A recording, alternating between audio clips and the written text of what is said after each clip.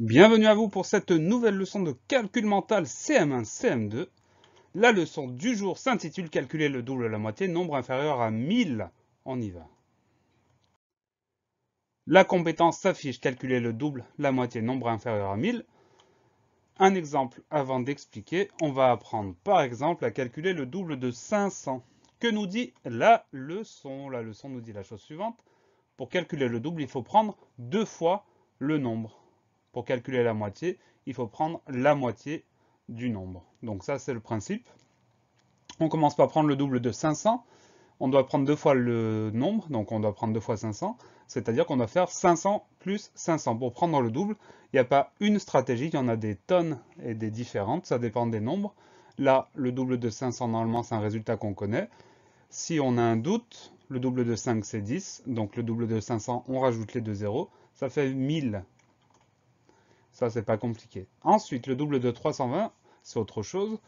Donc, on peut, par exemple, prendre le double de 32 et rajouter le 0. Le double de 32, c'est 64.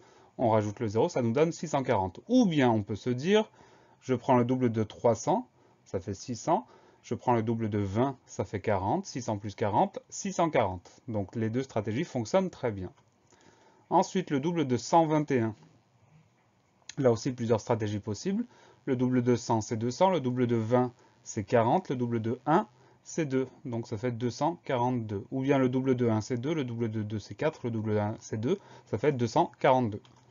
La même chose avec des moitiés. Alors là, le résultat s'affiche automatiquement. La moitié de 400, on doit le couper en deux pour ne prendre que la moitié. Donc on le divise en deux. Ici, c'est pas compliqué. La moitié de 4, c'est 2. Donc la moitié de 400, c'est 200. La stratégie est évidente. La moitié de 832, là, c'est plus compliqué déjà. On va faire dans un premier temps la moitié de 800, c'est 400. Ensuite, on va faire la moitié de 32. La moitié de 32, normalement, on connaît le résultat. Ça fait 16. Si on ne connaît pas le résultat, la moitié de 30, c'est 15. La moitié de 2, c'est 1. Donc ça fait 16. Donc la moitié de 800, c'est 400. La moitié de 32, c'est 16. La moitié de 832, c'est 416. Autre exemple, la moitié de 650. Donc c'est pareil, on va couper en deux. La moitié de 600, c'est 300. La moitié de 50, c'est 25. Donc la moitié de 650, c'est 325.